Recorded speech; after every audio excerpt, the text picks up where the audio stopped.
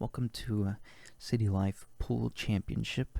This episode 1, we have Mr. Chad Turnley and Dr. Bo Neal.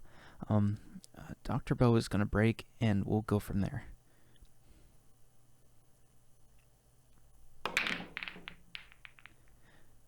Dr. Bo is now broken and nothing has gone in. Speaking of things not going in, my wife and I haven't had intercourse in maybe over a few weeks. I'm starting to suspect that maybe our Italian dog sitter isn't really a dog sitter. I caught him last night sneaking out of the bathroom window, and I'm not sure how to feel. Mr. Chad just knocked in the Stripe 7. Anyway, I'm not really sure how to feel about that. It reminds me of my childhood when my Uncle Rodney used to hide under the bed and watch for my aunt to come home. I'm not really sure why he did that, but I don't know. It just kind of reminds me of that for some reason. Mr. Chad just knocked in the striped one. Man, I could really use a coffee right now. I was up all night watching our Italian dog sitter, and I'm kind of tired. Everybody needs their roast in the morning. I actually got this coffee bean grinder, and I think it's not really meant for beans.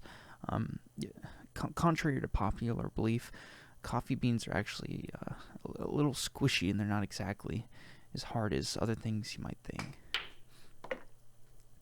Mr. Chad just scratched. They're not exactly as hard as other things you might think. They're kind of squishy, and they don't exactly grind all the time when you try. Anyway, I usually grind the night before so my wife doesn't wake up. She likes to sleep with a bunch of pillows next to her under the covers. It almost looks like a person, but I would know better than that. I think they're just pillows, so I sleep on the couch from time to time. Everybody needs a dark roast in the morning. You put the coffee beans and they do a little royal flush, and there you go. You got a nice dark roast. Now, some people like to put creamer and sugar inside their stuff, but I just like a nice dark roast. Speaking of roasts, I had this barbecue idea, sort of, I guess. It's not really a barbecue thing, it's more like an animal thing. But I was driving to work the other day, and I came across a deer that jumped in the middle of the road. And he gave me this idea. We always drink beer at barbecues, but what do deer usually drink, And I thought, what if I bring this deer home and just feed it beer? Then I could market it as a new product, deer beer.